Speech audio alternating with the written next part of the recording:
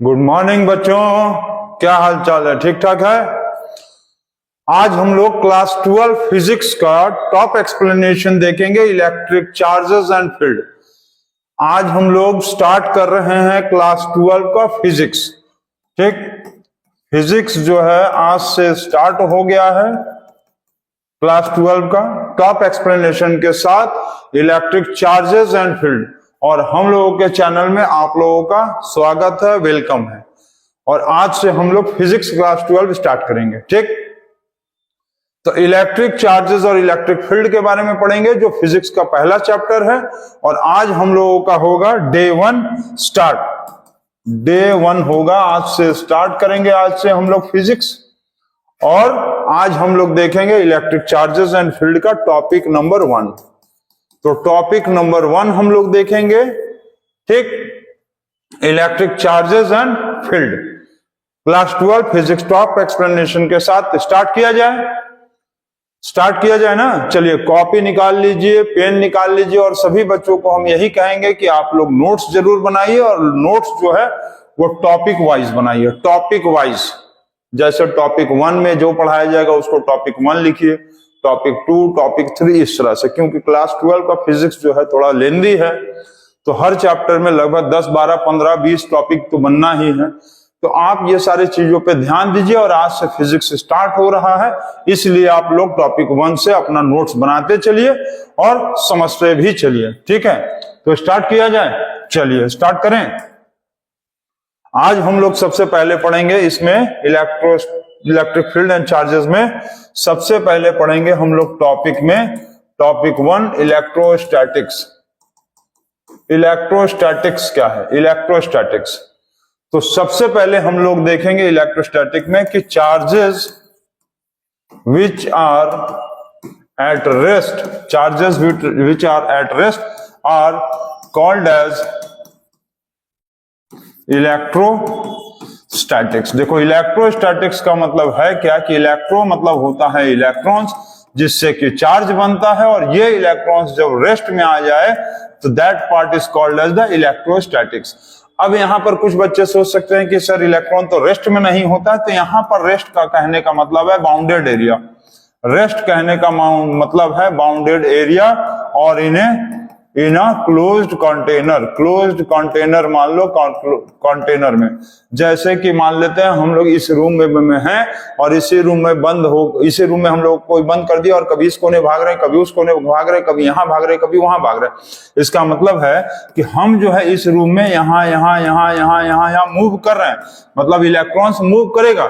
लेकिन एक bounded area में that electrons are called as electrons at rest, and that part of the physics is called as the electrostatics. ठीक है, तो electrostatic is the branch of the physics in which we study about the charges which are at rest. Rest मतलब bounded area या closed container के अंदर जो move करता रहता है। ठीक है, तो that part of the physics is called as the electrostatics.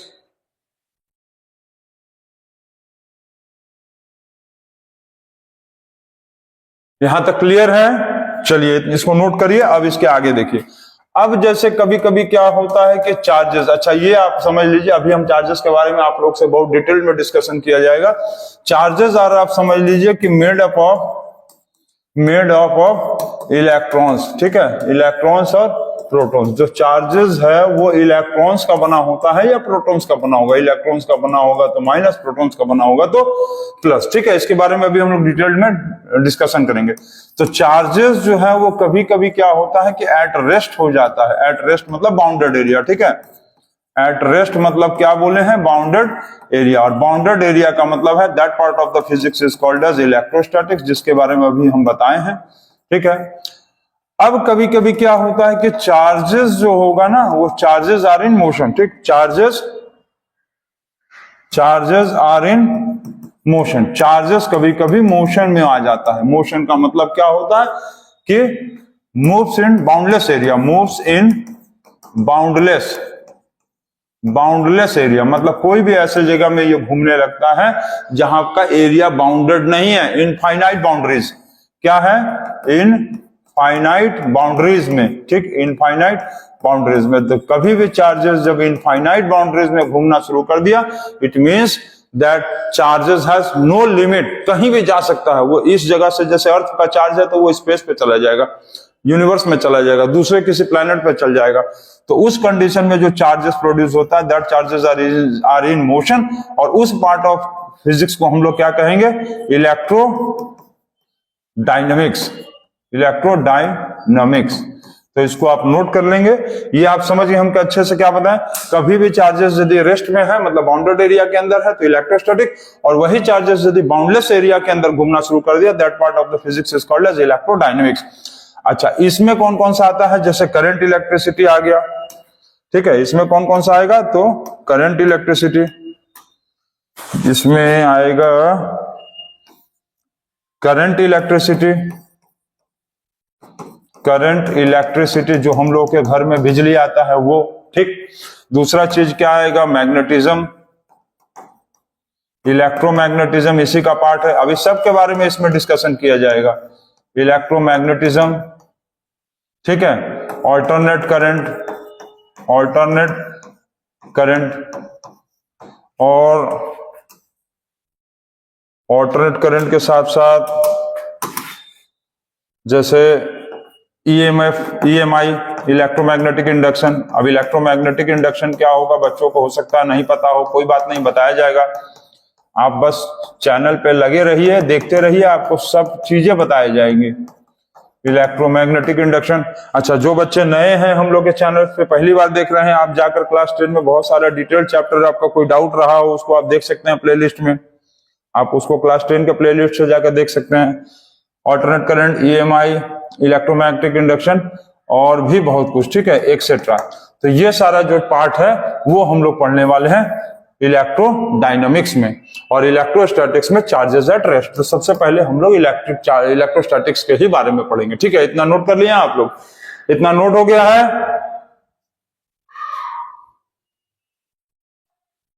इतना नोट हो गया? चलिए आगे देखा जाए। इसके बाद अब हम लोग पढ़ते हैं चार्जेस के बारे में। चार्जेस के बारे में जानना जरूरी है, ठीक। तो चार्जेस क्या है? तो चार्जेस आर द इंसेंट्रिक प्रॉपर्टी, इंसेंट्रिक ना, INS इंसेंट्रिक, TRIC इंसेंट्रिक। अरे भाई क्या हो गया? INSTRIC इंसेंट्रिक property. चार्जेस जो है वो इंसेंट्रिक प्रॉपर्टी है, मतलब इंटरनल प्रॉपर्टी है, इंटरनल प्रॉपर्टी, ठीक। इंसेंट्रिक प्रॉपर्टीज में यदि देखेंगे तो चार्जेस हैव द मास, ठीक है। कोई भी बॉडी यदि चार्ज है तो इसका मतलब उसके अंदर मास होगा, ये चीज याद रखिएगा। कोई भी बॉडी यदि चार्ज है तो उसके अंदर मास होगा, बट मास कैन हैव और हैव नॉट द चार्ज, मतलब इसका मतलब क्या बताया है? Have not the charge. इसका मतलब ये बता रहा है कि कोई भी बॉडी जिसके अंदर यदि चार्ज है तो मास तो होगा ही, चार्ज है तो मास होगा, समझिए ना। चार्ज है तो उसके बॉडी के अंदर मास तो होगा ही होगा, लेकिन यदि बॉडी के अंदर मास है तो चार्ज हो भी सकता है और नहीं भी हो सकता है। क्लियर? समझिए, कोई भी बॉडी यदि मास है तो वो चार्ज हो भी सकता है, नहीं तो न्यूट्रल भी हो सकता है, लेकिन यदि बॉडी चार्ज है तो उसका मास तो होगा ही होगा, ये कंपलसरी है। But the mass can have और हैव नॉट द चार्जेस, ठीक है। तो ये पॉइंट आप बहुत इंपॉर्टेंट है, याद रखिएगा। अब इसके बाद देखेंगे तो प्रॉपर्टीज ऑफ चार्जेस के बारे में बात करेंगे। प्रॉपर्टी ऑफ चार्जेस के कुछ प्रॉपर्टीज होते हैं जो आपको समझना पड़ेगा ताकि आप उस चीजों को आगे कॉन्सेप्ट्स को क्लियरली समझ लीजिए। तो सबसे पहले क्या बताएं? इट इज इंसेंट्रिक प्रॉपर्टी, इंटरनल प्रॉपर्टी होता है, किसी भी बॉडी का इंटरनल प्रॉपर्टी है ये। दूसरा चीज क्या होता है कि charges are made up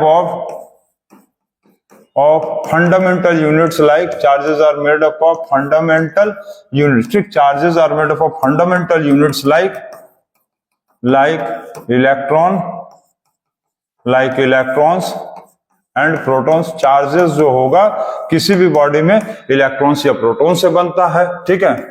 charges जो होगा, charges are subdivided as, charges are subdivided या classified, charges are classified as positive and negative. Charges जो होगा वो पॉजिटिव या नेगेटिव से क्लासिफाइड हुआ है। अच्छा, ये याद रखेंगे कि चार्जेस यदि दिया हुआ है कि आर पॉजिटिव, चार्ज पॉजिटिव है, इसका मतलब होगा मोर नंबर ऑफ इलेक्ट्रॉन। यदि चार्ज पॉजिटिव है तो इसका मतलब आप ध्यान रखिएगा कि प्रोटॉन नहीं, चार्ज यदि पॉजिटिव है इसका मतलब ये बताया है कि इलेक्ट्रॉन्स ज्यादा है, ठीक है। और चार्जेस यदि बता रहा है कि नेगेटिव है, चार्जेस आर यदि बता रहा है कि नेगेटिव है, इसका मतलब होगा कि लेस नंबर ऑफ इलेक्ट्रॉन्स, ठीक। चार्ज ये बहुत इंपॉर्टेंट चीज है, याद रखिएगा। चार्ज यदि पॉजिटिव बताया है तो इसका मतलब क्या होगा, चार्ज यदि बताया है पॉजिटिव होगा मोर नंबर ऑफ इलेक्ट्रॉन्स, चार्ज यदि नेगेटिव है तो less number of electrons. Clear है, इतना नोट कर लिए हैं। अब हम लोग फिफ्थ पॉइंट देख रहे हैं जैसे इसमें, तो फिफ्थ पॉइंट ये होगा कि चार्जेस हैव द मास। इसका मतलब क्या है कि चार्ज इज अ मैटर। यदि चार्ज के अंदर मास है तो चार्ज क्या है, एक मैटर है, ठीक है। चार्ज क्या है, मैटर है। दूसरा चीज, चार्जेस आर क्वांटाइज्ड का मतलब क्या बताना चाह रहा है कि चार्ज को मेजरेबल कर सकते हैं, मेजर किया जा सकता है। क्वांटाइज्ड मतलब मेजरेबल है, ठीक है। चार्जेस क्या है, मेजरेबल है, ठीक, मेजर कर सकते हैं, ठीक है। इसको नोट करिए आप जल्दी से।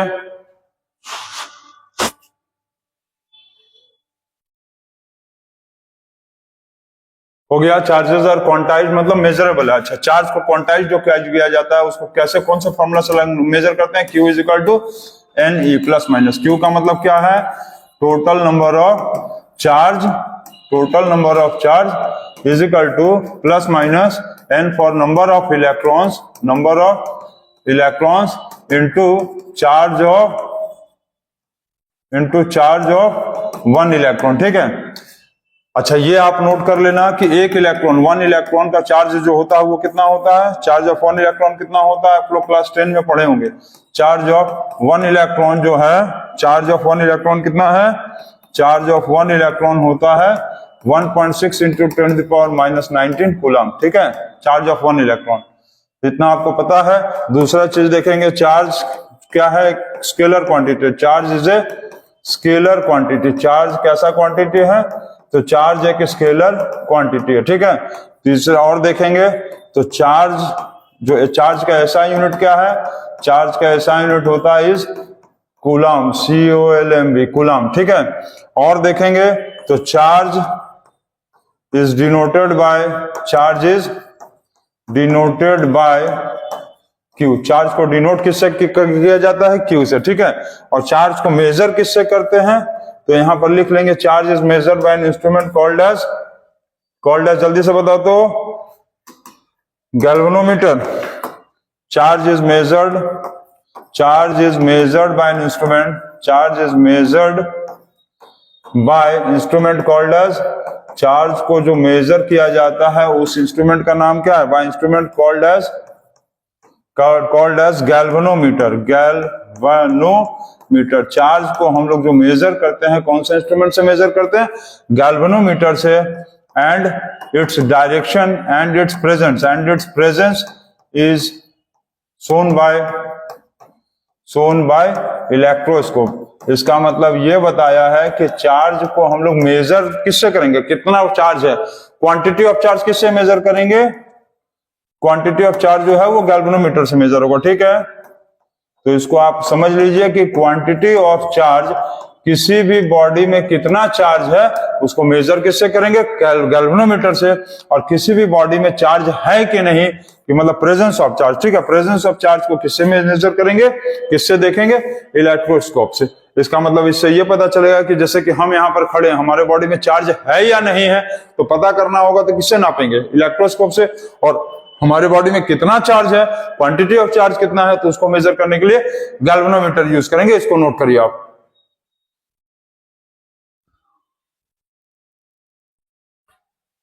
चलिए, इतना नोट कर लिए। इसके बाद कुछ और एक चीज देख लीजिए कि जो लाइक चार्जेस होता है क्या होता है, लाइक चार्जेस जो होगा, लाइक चार्जेस रिपेल्स करता है, ठीक है, मतलब प्लस प्लस, पता है ना, प्लस प्लस या माइनस माइनस दूर भाग जाएगा। जैसे एक लड़का खड़ा है यहाँ पर, एक दूसरे लड़का को खड़ा करा देंगे तो बहुत दूर भाग जाएगा यहाँ पर, लेकिन एक लड़की खड़ी है और यदि यहाँ पर एक लड़का को खड़ा कर देंगे तो इसका मतलब कहीं ना कहीं क्या होगा, अट्रैक्ट करेगा। मतलब लाइक चार्जेस रिपल्स हो गया, और अनलाइक चार्जेस, अनलाइक मतलब अलग अलग, डिफरेंट चार्ज, अनलाइक चार्जेस क्या होगा, अट्रैक्ट, ठीक है, अनलाइक चार्जेस अट्रैक्ट। ये कैसा चार्ज है, लाइक है, रिपेल कर रहा है, ठीक है, लाइक चार्जेस क्या किया, रिपेल, और ये कैसा है, दोनों अनलाइक चार्ज है, तो अनलाइक चार्जेस कैसे क्या किया, अट्रैक्ट किया, पता है ना, ये तो सब समझ ही रहे होगे। चलो बहुत अच्छा, वेरी गुड, समझ गए इसके आगे। अब ये बताओ कि चार्जेस का हम लोग देखेंगे, चार्जेस, तो चार्जेस यदि फ्लो करेगा इन charges, charges flowing in a particular direction, charges flowing in a particular direction, charges flowing in a particular direction for a unit time, is called as electric current. इसका मतलब क्या है कि कोई भी चार्ज यदि कोई भी चार्ज कुछ समय के लिए एक फिक्स डायरेक्शन में चलने लगा तो उसी को क्या कहते हैं, इलेक्ट्रिक करंट। और इलेक्ट्रिक करंट को डिनोट किससे करते थे, याद है ना क्लास 10 में, आई से। तो electric current is equal to क्या होगा, electric current is equal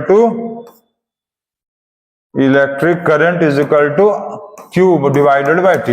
Q का मतलब क्या है, Q मतलब क्या होगा बताओ तो, Q का मतलब charges transfer divided by time, मतलब I is equal to Q by T। ये आपको पता होना चाहिए। अच्छा, इलेक्ट्रिक करंट को किससे मेजर करते हैं, याद है आपको, एमीमीटर को कैसे कनेक्ट करते थे सर्किट में, याद है, सीरीज रेसिस्टेंस में। ये सब याद होना चाहिए, एमीमीटर को कैसे कनेक्ट करते हैं, सीरीज रेसिस्टेंस में, ये सब आपको पता रहना चाहिए। अच्छा, इलेक्ट्रिक करंट का ऐसा यूनिट क्या है, एम्पियर, तो और इसका यूनिट क्या है, चार्ज का, कोलम, ये सब पता है ना। तो हम लोग क्या लिख सकते हैं कि 1 ampere is equal to 1 coulomb divided by 1 second. 1 ampere is equal to 1 coulomb divided by 1 second, ठीक है, ये कूलम लिखे, सही है, COULOMB, coulomb divided by 1 second, ठीक है, क्लियर, इतना हो गया, तो इतना जल्दी से नोट करिए आप।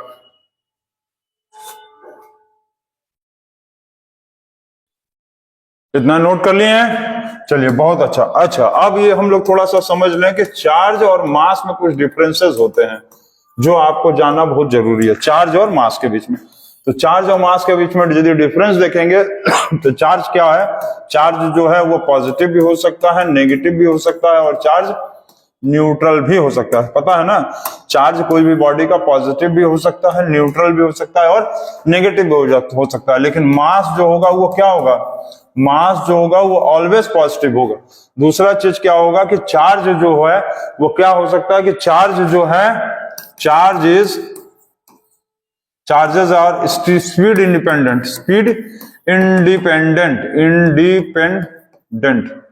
चार्जेस जो है वो क्या है, स्पीड इंडिपेंडेंट। चार्जेस जो है वो स्पीड पर डिपेंडेंट नहीं होता, समझ गए क्या बोले, चार्ज जो है वो स्पीड या वेलोसिटी पर नहीं डिपेंड करता है।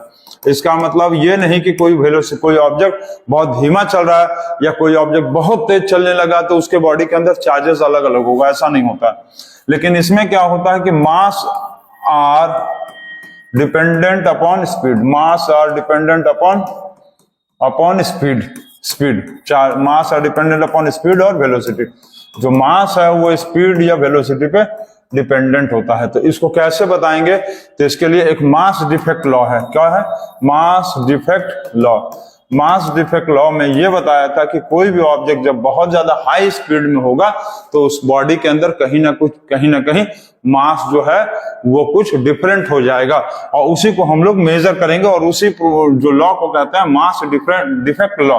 अभी तक हम लोग 9-10 में पढ़ते रहते थे कि मास इज कांस्टेंट, लेकिन मास कांस्टेंट नहीं है, मास भी चेंज है। मास डिफेक्ट लॉ जो है वही चीज बताया था। इसका इक्वेशन क्या है, m इज इक्वल टू, इसको नोट करिए, आप जल्दी से नोट करिए, m is equal to m not divided by 1 minus v square divided by c square under root. अच्छा, इसमें क्या है, m नॉट क्या है, ये तो m नॉट है ओरिजिनल मास, ठीक, नोट करिए इसको जल्दी से, क्या है, ओरिजिनल मास, ठीक, ये है ओरिजिनल मास। m क्या है, तो ये है डिफेक्टेड मास, ठीक। तो अभी हम आपको एक्सप्लेन करके समझाते हैं। अच्छा, v क्या है, वेलोसिटी ऑफ द ऑब्जेक्ट, ठीक, और ये c क्या है, तो स्पीड ऑफ द लाइट, ये क्या है, स्पीड ऑफ द लाइट है। इसको नोट करिए आप जल्दी से, नोट कर लिए, आगे बताया जाए। अच्छा, ये समझ लेना कि कोई भी बॉडी में चार्ज यदि है तो मास जरूर होगा, लेकिन मास यदि किसी बॉडी का है तो चार्ज हो भी सकता है वो बॉडी, या नहीं भी चार्ज हो सकता है, न्यूट्रल भी हो सकता है। इसको नोट कर लिया आप। अच्छा, अब इसके बाद देखिए, जो अभी हम क्या बताएं कि mass defect is equal to m not divided by 1 minus v square upon c square under root.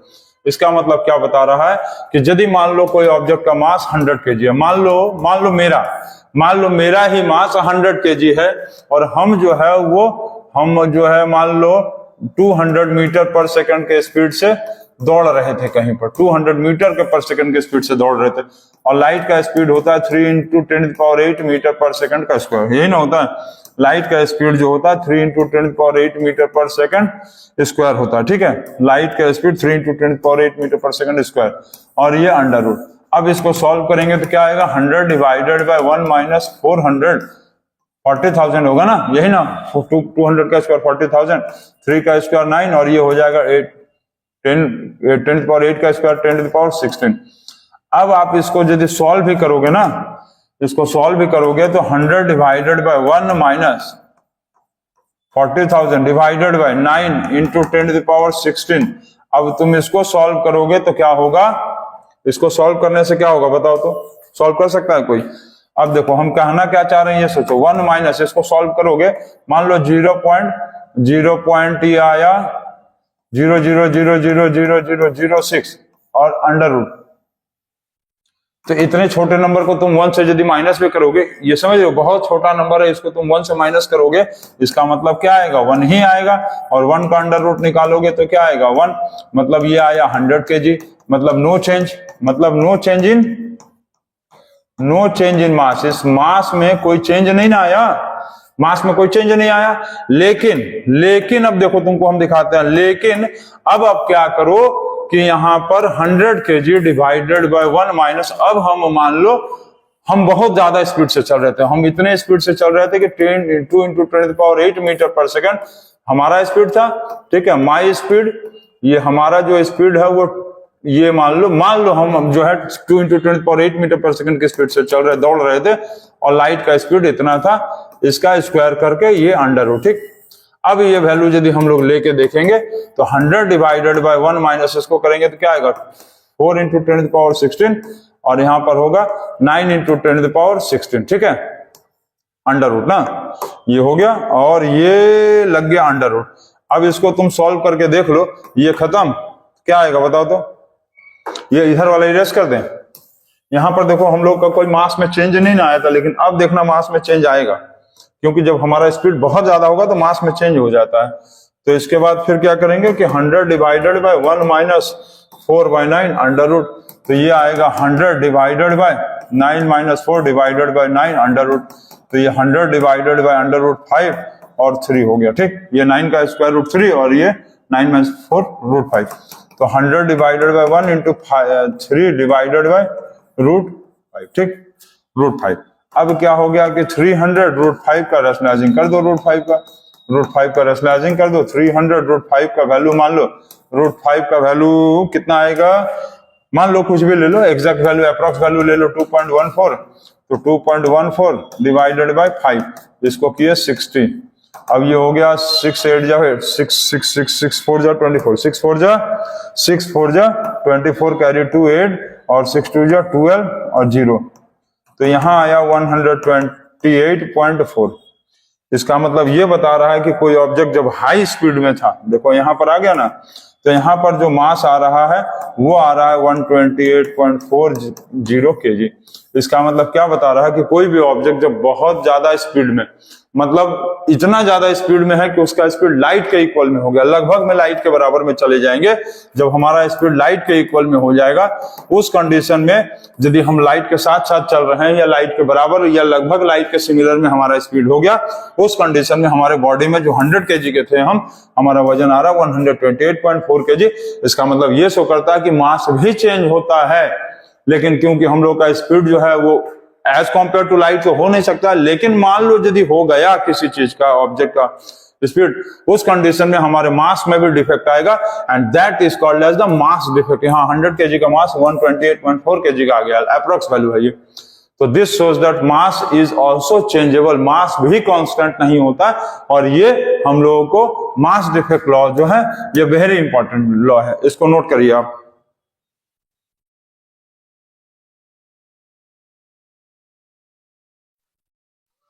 Note कर लिए। चलिए उसके बाद कंजर्वेशन ऑफ मास हम लोग देखते हैं, क्या देखेंगे, कंजर्वेशन ऑफ मास एक टॉपिक।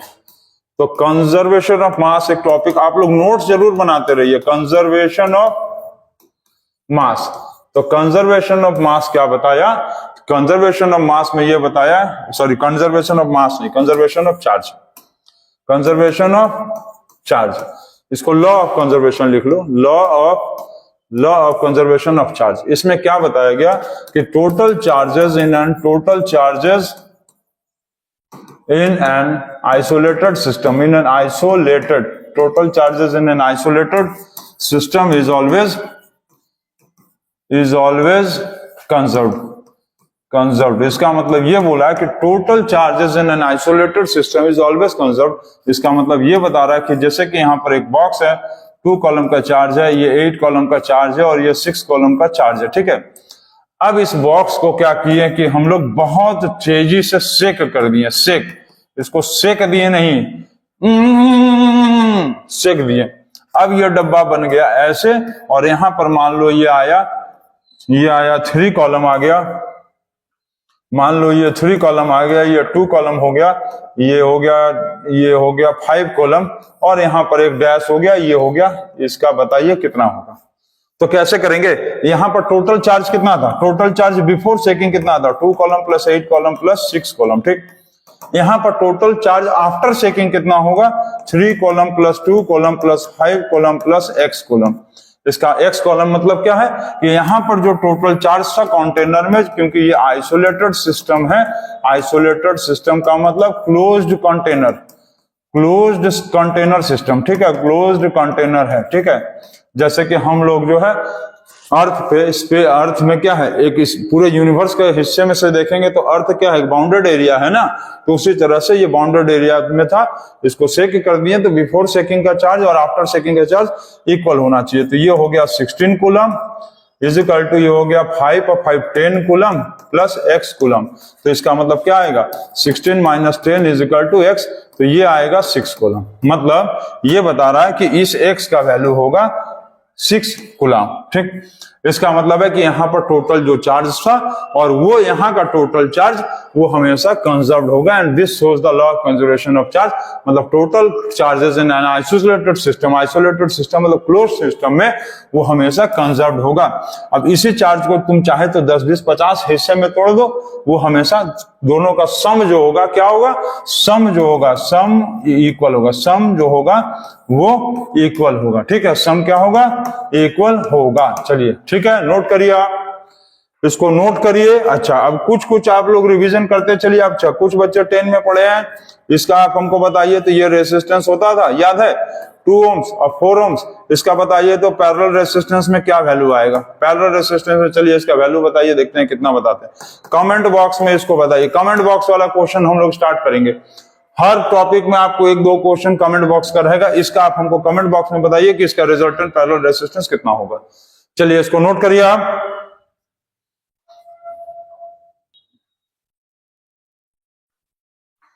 हो गया। चलिए अब इसके बाद थोड़ा सा एक चीज, ये 2-3 चीज समझ लीजिए। अच्छा, ये आपको पता है कि चार्ज ऑफ 1 इलेक्ट्रॉन कितना होता है। तो चार्ज ऑफ 1 इलेक्ट्रॉन आप लोग क्लास 10 में पढ़े होंगे, ये सब बेसिक से स्टार्ट है। Charge of 1 electron is equal to 1.6 into 10⁻⁻19 coulomb. Electron है तो माइनस याद है। और चार्ज ऑफ 1 प्रोटॉन देखेंगे तो चार्ज ऑफ 1 प्रोटॉन कितना होता है, तो प्लस 1.6 इंटू 10⁻⁻19 कूलम। बस फर्क क्या है प्लस माइनस का। इलेक्ट्रॉन पूछेगा तो माइनस लिखेंगे, और प्रोटॉन पूछेगा, यहाँ इलेक्ट्रॉन पूछा है तो माइनस, और प्रोटॉन पूछेगा तो प्लस। ठीक, क्लियर। अच्छा, ये बताइए कि चार्ज का यूनिट क्या होता है, कूलम। अब ये बताओ कि calculate the number of electrons in 1 coulomb charge. 1 coulomb charge, 1 coulomb charge में कितना इलेक्ट्रॉन होगा, ये आप हमको कैलकुलेट करके बताओ। तो 1 कूलम में कितना इलेक्ट्रॉन्स होगा, ये कैसे निकालेंगे। तो क्या करेंगे कि यहां पर निकालेंगे 1.6 इंटू, कैसे करेंगे बताओ, जल्दी से बताओ। तो सॉल्व कर लोगे। हाँ, फॉर्मूला लगाएंगे, Q is equal to NE, plus minus वाला याद है। क्वांटाइजेशन चार्ज अभी बताए थे, क्वांटाइजेशन ऑफ चार्ज। क्वांटाइजेशन का स्पेलिंग भाई क्या है, quantum, quantization of charge.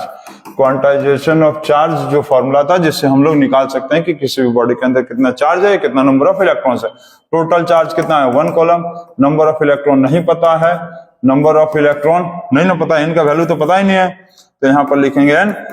Electron, 1 electron का चार्ज कितना है 1.6 इंटू 10⁻⁻19 कूलम। तो 1/1.6 into 10⁻⁻19 coulomb is equal to n। अब इसको ये पॉइंट हटाएंगे 0, ये हो गया 5, ये हो गया 8।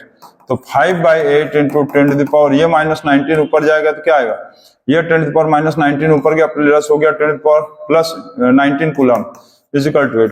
अब इसको क्या करेंगे कि डिवाइड करेंगे 5/8 को, तो ये आएगा 0, ये हो गया 6, 48, 2, फिर ये हो गया 2, 8 × 16, 4, 5। तो ये हो गया आपका कैंसल। तो क्या आया 0.625 इंटू 10⁻�9 प्लस 19 कूलम।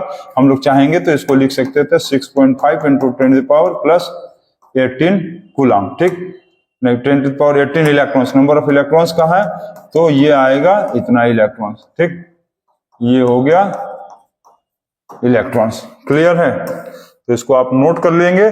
और ये वेरी इंपॉर्टेंट चीज है, ये बहुत फंडामेंटल क्वेश्चन है कि एक कॉलम में, ठीक, इतना इलेक्ट्रॉन क्या आया, एक कॉलम, COULMB, 1 कॉलम चार्ज। तो एक कॉलम चार्ज में इतना इलेक्ट्रॉन आया, 6.25 इंटू 10⁻18 इलेक्ट्रॉन। ठीक है, इसको निकालेंगे कौन से फॉर्मूला से, क्वांटाइजेशन ऑफ चार्ज से निकाल लेते हैं। तो इसको नोट करिए आप।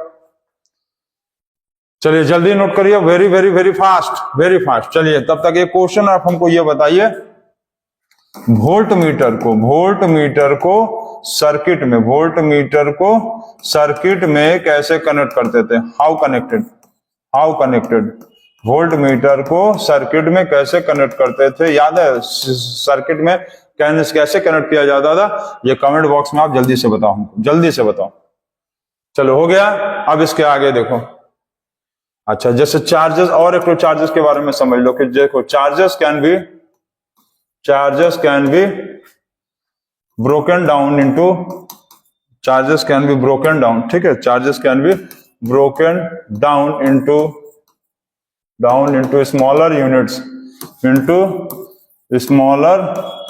चार्जेस को हम लोग स्मॉलर, छोटे यूनिट्स में तोड़ सकते हैं, smaller units as the electrons. मतलब चार्ज को हम लोग यदि छोटे यूनिट में तोड़ते जाएंगे तो सबसे छोटा जो यूनिट होगा वो होगा इलेक्ट्रॉन। मतलब electron is the fundamental and structural unit of charge. ठीक, इलेक्ट्रॉन्स आर द क्या लिख सकते हैं, इलेक्ट्रॉन्स आर द फंडामेंटल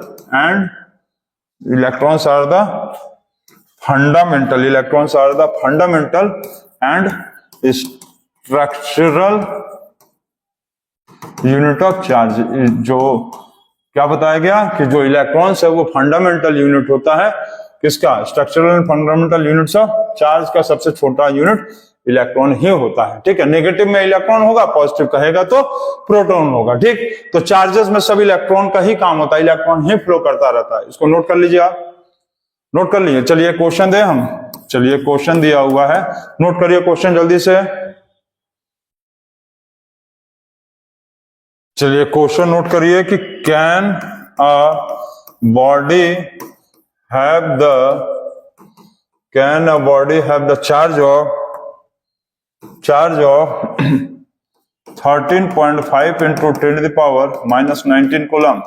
इसमें कहा है कि कोई भी बॉडी कभी भी ऐसा हो सकता है कि 13.5 इंटू 10⁻⁻19 कूलम हो जाए।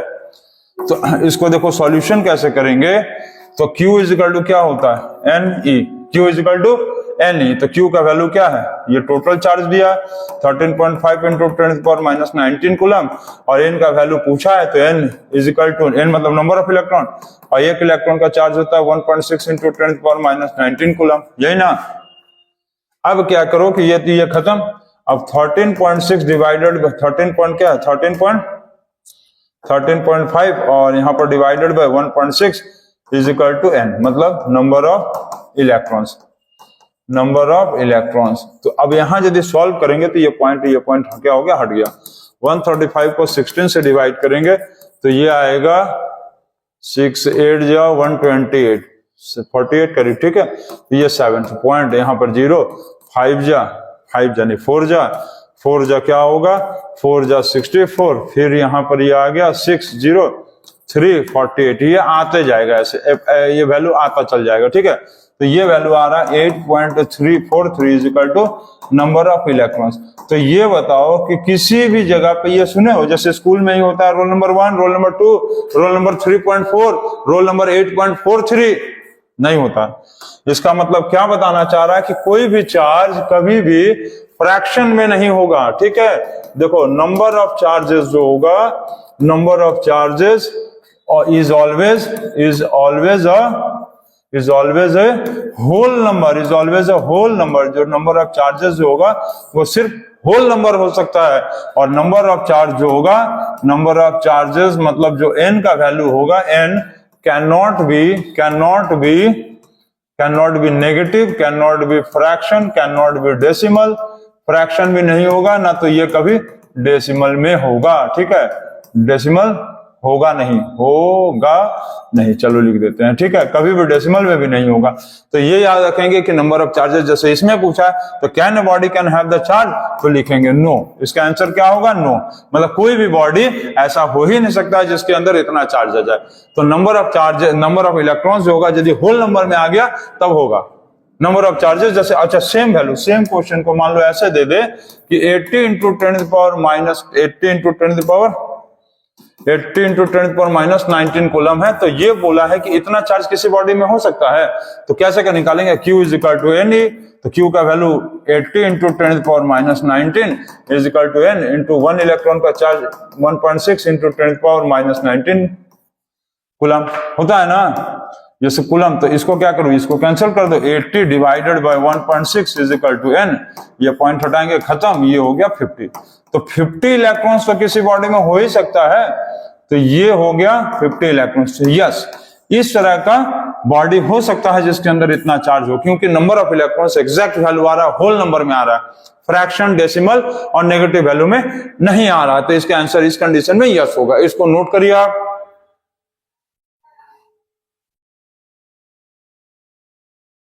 इसको नोट कर लिया आप। चलिए वेरी गुड। अब हम लोग थोड़ा सा पढ़ लेते हैं वेज ऑफ चार्जिंग, ठीक है। क्या, वेज ऑफ चार्जिंग। तो वेज ऑफ चार्जिंग का मतलब है कि कोई भी बॉडी को चार्ज करने का कई तरीका होता है, ठीक है। तो सबसे पहला एक चार्जेस का तरीका है by direct contact. By direct contact, और डायरेक्ट कांटेक्ट का मतलब कि कोई भी दो बॉडी को ले आके आपस में डायरेक्ट कांटेक्ट करा दिए, ठीक है। इस कंडीशन में क्या होगा कि मान लो ये बॉडी ए है, इसके अंदर ढेर सारा चार्जेस है, ठीक है। इसके अंदर ढेर सारा क्या है, चार्जेस है, कोई भी तरह का चार्जेस है। मान लो ढेर सारा चार्जेस, मान लो इसके पास इस बॉडी के अंदर ढेर सारा क्या है, प्लस चार्ज, ढेर सारा प्लस चार्ज है। मान लो प्लस भी हो सकता है, माइनस भी हो सकता है। इसके पास हम लोग एक बॉडी को ले आए, बी है, ये क्या है, न्यूट्रल चार्ज है। ये कैसा चार्ज है, न्यूट्रल चार्ज है, ठीक। अब क्या करेंगे कि दोनों बॉडी को आपस में लाकर टच कर दो, टच करा दो, टच करा दो। दोनों बॉडीज को आपस में टच कराने का मतलब दोनों बॉडी को आपस में लाकर टच करा दो और गाना गलवा दो। टच मी वाला याद है ना, टच मी वाला गाना करा देंगे। तो इस कंडीशन में क्या होगा कि यहाँ जैसे 1 2 3 4 5 6 7 8 9 10 11, मान लो एक और ले लो, एक और ले लो पॉजिटिव चार्ज, मान लो यहाँ पर प्लस 12 हो गया, ठीक। अब क्या करेगा कि इसमें से 6 निकल के यहाँ चला जाएगा, 6 हो गया। अब ये दोनों बॉडी देखो ऐसे हो जाएगा 1 2 3 4 5 6 और बाकी 6 यहाँ चलाएगा 6, ठीक है। अब क्या हुआ कि दोनों बॉडी के ऊपर जो चार्जेस है वो इक्वल हो जाएगा। अभी क्या था कि ये चार्ज जो है कैसा नेचर का था, ये पॉजिटिव नेचर था, पॉजिटिव नेचर था, ये पॉजिटिव नेचर था, ठीक है ना, समझ रहे हो ना, ये पॉजिटिव नेचर था और ये कैसा था न्यूट्रल नेचर। अब क्या हुआ कि जब दोनों को आपस में टच मी गाना करा दिए तो इसमें का कुछ चार्जेस जो होगा वो ट्रांसफर हो गया, कुछ चार्जेस क्या हुआ इसका ये ट्रांसफर कर दिया उसमें। और ट्रांसफर तब तक करेगा, ट्रांसफर कब तक करेगा, when the transferring stops, transferring जो होगा stop when the charges of two bodies becomes equal। इसका मतलब ये क्या हुआ, इक्विलिब्रियम पे पहुंच गया। इक्विलिब्रियम का मतलब क्या हो गया कि दोनों के ऊपर चार्ज बराबर हो गया। अभी यहाँ 1 2 3 4 5 6 7 8 9 10 11 12 था, 12 प्लस था। अब यहाँ पर क्या था, 0 प्लस 0 था। अब देखो यहाँ पर 6 प्लस हुआ और यहाँ भी 6 प्लस हुआ। इसका मतलब ये किस में पहुंच गया, ये पहुंच गया इक्विलिब्रियम में। अब इसका मतलब ये दोनों बॉडी इक्वल चार्ज हो गया। कैसा हो गया, इक्वल चार्ज हो गया तो चार्ज ट्रांसफर करना बंद कर देगा, ठीक है। तो जब इक्वल चार्ज हो गया तो चार्ज ट्रांसफर करना इसमें बंद कर देगा और ये बॉडी को कहेंगे इक्विलिब्रियम। तो इस तरह का जो प्रोसेस होता है चार्जेस बॉडी को चार्ज करने का, ये डायरेक्ट कांटेक्ट, मतलब कोई भी एक न्यूट्रल बॉडी को किसी एक दूसरे टाइप के चार्ज के साथ ले आओ, पॉजिटिव या नेगेटिव, तो उसके आपस में टच होने से क्या होगा कि दोनों में से जो होगा, जो जिसका ज्यादा चार्ज रहेगा वो न्यूट्रल वाले में ट्रांसफर कर देगा और तब तक ट्रांसफर करेगा जब तक कि दोनों के अंदर बराबर चार्ज ना हो जाए, चाहे पॉजिटिव हो चाहे नेगेटिव, वो इक्वल हो जाएगा। इक्वल हो गया, चलिए नोट करिए इसको भी।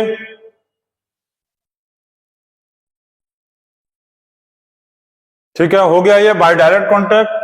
अब थर्ड और इसका एक सेकंड तरीका होता है चार्जेस, किसी भी बॉडी को चार्ज करने का। देखो क्या लिख रहे थे, वेज ऑफ चार्जिंग में फर्स्ट प्रोसेस होता है बाय डायरेक्ट कांटेक्ट, ठीक है, जो अभी हम बताएं। दूसरा होता है by induction method, by induction method. इसको हम लोग कहते हैं पोलराइजेशन प्रोसेस, पोलराइजेशन प्रोसेस। इस प्रोसेस को कहेंगे पोलराइजेशन प्रोसेस, ठीक है, जिसको हम लोग कहते हैं पोलराइजेशन प्रोसेस। का दूसरा नाम होता है पोलराइजेशन प्रोसेस। इसका मतलब विदाउट टच और कांटेक्ट, विदाउट टच और कांटेक्ट, मतलब बॉडी को बिना टच किए या बिना कांटेक्ट में किए इस तरह के चार्जेस को हम लोग करते हैं। देखो इसमें क्या होता है कि जैसे मान लो एक बॉडी यहाँ पर है, ठीक है, ये बॉडीज मान लो किसी भी एक तरह का चार्ज है, मान लो इसके अंदर ढेर सारा प्लस चार्ज है, ठीक, ये कैसा है, पॉजिटिव चार्ज। ये बॉडी कैसा है, पॉजिटिव चार्ज, ठीक। अब यहाँ पर एक बॉडी है, ऐसे दिया हुआ है, इसके अंदर plus minus minus plus plus minus plus minus plus minus plus minus बहुत ढेर सारा दिया, ठीक है। इसके अंदर प्लस भी है माइनस भी है, प्लस भी है माइनस भी है, समझ लो, प्लस भी है माइनस भी है। अब हमको क्या करना है कि किसी ए टू बी, अब मान लो ये बॉडी पॉजिटिव चार्ज है ना, अब हमको क्या करना है, हमको क्या करना है कि इस वाले बॉडी को, इस बॉडी को ए, ये बॉडी का नाम मान लो ए लिख दो, A is to be made negative, A is to made negative. हमको मान लो ए को नेगेटिव करना है, इस ए वाले बॉडी को नेगेटिव चार्ज करना है, तो क्या करोगे, इस ए वाले बॉडी को नेगेटिव चार्ज करना है तो क्या करोगे, चलो बताओ, तो जल्दी से बता सकते हो। तो देखो इसमें इस तरह के कंडीशन में क्या होगा, जब इस तरह के बॉडी को हम टच में ले आएंगे तो ऐसे कंडीशन में देखो क्या होगा, पहले अच्छे से समझ लो। इसमें बॉडी को टच करना ही नहीं है, बिना टच किए सब कर देंगे हम लोग। देखो समझो, अब क्या है कि हम यहाँ पर ये पॉजिटिव चार्ज है और यहाँ पर एक ऐसा बॉडी है जिसके अंदर प्लस माइनस दोनों चार्ज है। अब जब प्लस वाला इसके सामने रखा रहेगा, ये वाला क्या है, प्लस है, ये वाला जो है प्लस है, तो क्या करेगा, इसमें का सारा जो इलेक्ट्रॉन है वो सारा मतलब माइनस वाला चार्ज यहां आ जाएगा इसका इस, ठीक है, क्योंकि अट्रैक्शन शो करेगा यहां, यहां क्या करेगा, अट्रैक्शन, मतलब प्लस वाला क्या करेगा, माइनस से अट्रैक्शन करेगा, और इसमें का सारा प्लस, ए वाले का, ए का सारा प्लस क्या होगा, जाके साइड हट जाएगा, क्या करेगा, ये रिपल्सन शो करेगा। रिपल्सन किससे शो करेगा, रिपल्सन इससे शो करेगा, क्योंकि ये प्लस तो ये सारा प्लस उससे दूर जाएगा, और ये सारा माइनस क्या होगा, इसके पास आ जाएगा, ये इसको क्या करेगा, चिपका चिपकी करेगा, चिपका चिपकी करेगा, भाई चिपका चिपकी करेगा कि नहीं करेगा, चिपका चिपकी ये कर लिया, इसमें का सारा माइनस क्या होगा, इससे जाके चिपकने लगेगा, और इसमें का सारा प्लस क्या होगा, भाग जाएगा, रिपल्सन करेगा। अब क्या करेंगे, देखो अब क्या करेंगे कि इसी टाइम में धीरे से लाकर यहां पर एक न्यूट्रल कंडक्टर को रख देंगे। न्यूट्रल कंडक्टर, न्यूट्रल कंडक्टर का मतलब क्या होगा, एक ऐसे बॉडी को रख देंगे यहां पर जो न्यूट्रल चार्ज होगा, न्यूट्रल चार्ज। अब न्यूट्रल चार्ज होने के कारण क्या होगा, इसमें का सारा माइनस क्या होगा, इसमें का सारा माइनस क्या होगा, निकल निकल के इसके अंदर भाग आएगा, सारा प्लस इस बॉडी ए का, ये बॉडी का क्या नाम है, इस बॉडी का नाम ए है, इसमें का सारा ए का जो जितना प्लस चार्ज होगा इसमें चला जाएगा, और इसके बाद क्या होगा कि यहां से धीरे धीरे ये क्या होगा, गायब। अब ये क्या बच गया, ये बॉडी अब क्या बच गया बताओ, तो ये बॉडी क्या बन गया, ऐसे बन गया, तो ये बॉडी नेगेटिव चार्ज हो गया, समझ गया, negative charge, negative charge, body A क्या हो गया, नेगेटिव चार्ज हो गया। समझिए हम क्या बोले, मतलब एक पॉजिटिव चार्ज था, इसके बगल में एक ऐसा बॉडी रखा था जिसके अंदर प्लस माइनस दोनों था, तो हम क्या किए कि इस प्लस के बगल में जब खड़ा रहेगा तो ये प्लस वाला सारे माइनस को अपने तरफ खींच लेगा और प्लस वाले को उधर भाग देगा, जैसे अभी भागा दिया था, ठीक है ना। प्लस वाले को क्या किया था, सारा प्लस वाला देखो उधर भगा दिया था। अब प्लस वाला जब उधर भगाया तो उसके बगल में एक न्यूट्रल कंडक्टर ले आ देंगे जिसके अंदर कोई चार्ज ही नहीं है, सारा प्लस वाला भाग जाएगा उधर, क्योंकि खाली रहेगा तो भागेगा उधर, खाली रहेगा तो उसको चार्ज करने की कोशिश किया, और इसमें का सारा प्लस क्या हुआ, सारा प्लस इसमें का भाग गया इसमें। अब धीरे धीरे ये बॉडी क्या हो गया, कैसा बन गया, सब माइनस चार्ज इसके अंदर आ गया, तो इस बॉडी को हटा के उठा के यहां से रख देंगे तो नेगेटिव चार्ज हो गया। इस तरह का प्रोसेस को कहते हैं हम लोग इंडक्शन मेथड। इस प्रोसेस को आप खाली ज्यादा नहीं, वीडियो को पॉज करके 2 बार समझोगे, समझ में आ जाएगा। अब अच्छा, यही बॉडी की यदि यहाँ पर सारा माइनस रहता तो यहाँ क्या होता, उल्टा, यहाँ सारा माइनस सारा प्लस यहाँ आता, सारा माइनस इधर रहता, उसके बाद यहाँ पर कंडक्टर रहते हैं, माइनस उधर निकल जाता है। तो इस तरह से आप समझ गए कि ये हो गया second method by conduction method, ठीक है। तो इसको नोट करिए, और इसके बाद एक और प्रोसेस हम लोग देखेंगे, charging by friction. Charging by friction, जिसको हम लोग कहते हैं thermal transfer of charge. Thermal transfer of charge में क्या होता है कि बॉडी को रब कर दिया जाता है, समझ गए। बॉडी को क्या किया जाता है, बॉडी इज रब्ड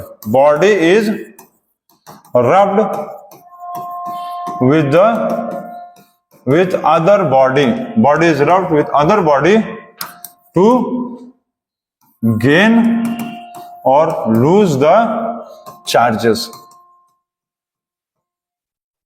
ठीक। in this process thermal energy is gained due to the kinetic energy of the electrons. Electrons क्या होता है, काइनेटिक एनर्जी गेन कर लेता है। जैसे कि मान लो ये एक बॉडी ए है और ये बॉडी एक बी है। अब क्या करेंगे कि दोनों को आपस में लाके ऐसे करके दोनों को यहां पर लाके हम रब्ड कर दिए। तो रब्ड करने के कारण क्या होता है, इलेक्ट्रॉन्स क्या करता है, इलेक्ट्रॉन्स का वेलोसिटी इंक्रीज करता है। इलेक्ट्रॉन्स का वेलोसिटी क्या होगा, ऐसे यदि दोनों को रब्ड कर देंगे इलेक्ट्रॉन्स का वेलोसिटी इंक्रीज करता है, जिसके कारण इसका काइनेटिक एनर्जी भी बढ़ जाता है और जिसके कारण इसमें थर्मल एनर्जी गेन हो जाता है। थर्मल एनर्जी गेन कर लेता है और जिसके कारण जो है बॉडी चार्ज हो जाता है। Body becomes charge. तो इस तरह का जो कंडीशन है, जैसे कि मान लो पानी है, पानी को रख दिए हम लोग गर्म करने के लिए और पानी उबलने लगा, इसका मतलब उसका वेलोसिटी बढ़ा, काइनेटिक एनर्जी बढ़ गया उसके इलेक्ट्रॉन्स का, और थर्मल एनर्जी गेन किया, उसका बॉडी चार्ज हो गया। तो ये कंडीशन जो होता है चार्ज बाय फ्रिक्शन कहते हैं। इसको नोट करिए आप।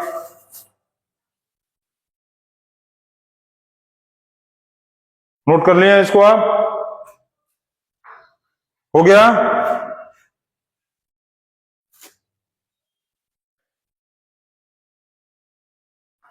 हो गया है? अच्छा, इसमें और एक चीज ध्यान देना कि जैसे कि ये मान लो बॉडी ए है और ये बॉडी बी है, ये इस बॉडी को रब्ड किए हैं, रब्ड रब्ड रब्ड का मतलब इसको ऊपर रख के घिसे हैं बी के ऊपर, ऐसे ए को घिस रहे हैं बी के ऊपर, मतलब बी क्या है, रेस्ट में है, और ए क्या कर रहा है, मूविंग कर रहा है। ए को ऐसे ऐसे घिस रहे हैं, घिस दिए, बी रेस्ट में था, तो जो रेस्ट में रहेगा वो नेगेटिव चार्ज होगा, जो रेस्ट में रहेगा नेगेटिव चार्ज होगा। ये क्या, क्यों नेगेटिव चार्ज होगा? क्योंकि ये इलेक्ट्रॉन्स को गेन करेगा, ठीक है, इलेक्ट्रॉन्स को गेन करेगा, और जो मूव कर रहा था ये इलेक्ट्रॉन्स को क्या करेगा, लूज करेगा, और इलेक्ट्रॉन्स को लूज करने के कारण ये पॉजिटिव चार्ज हो जाएगा, ठीक है, पॉजिटिव चार्ज होगा। इसको आप बहुत अच्छे से समझ लीजिएगा। और जो इलेक्ट्रॉन्स को गेन करता है ये नेगेटिव चार्ज हो जाता है, ठीक है। अच्छा, लिखे तो है नेगेटिव चार्ज। तो ये आप लोगों का हो गया आज इलेक्ट्रोस्टैटिक्स का टॉपिक 1। अब इसके बाद हम लोग इलेक्ट्रोस्टैटिक्स का टॉपिक 2 देखेंगे, और जाते जाते हम आपको एक क्वेश्चन दे रहे हैं, इसको आप हमको बताइएगा कि चलो 2 question. Can a body have a charge of, can a body can have a charge of 40 into 10⁻90 coulomb, पहला। दूसरा दिया हुआ है कि how many electrons are there in 600 coulomb charge. छोटा छोटा क्वेश्चन है, ठीक। और तीसरा ये बताइएगा कि ये बॉक्स है, यहाँ पर 5 कॉलम चार्ज था, ये 8 कॉलम था, और यहाँ पर 12 कॉलम था। इसको आप हम लोग क्या कर दिए, शेक कर दिए या जर्क कर दिए, जर्क मतलब हिला दिए हैं। तो ये जो बॉक्स हो गया, यहाँ 1 कॉलम, 2 कॉलम, 3 कॉलम, 4 कॉलम, और ये x कॉलम बन गया, ठीक है। तो ये बताइए वैल्यू ऑफ x क्या होगा, वैल्यू ऑफ x आपको बताना है, ठीक। और एक चौथा नंबर क्वेश्चन कि what is the mass of electron, what is the mass of electron कितना होता है, 1 इलेक्ट्रॉन। और mass of what is the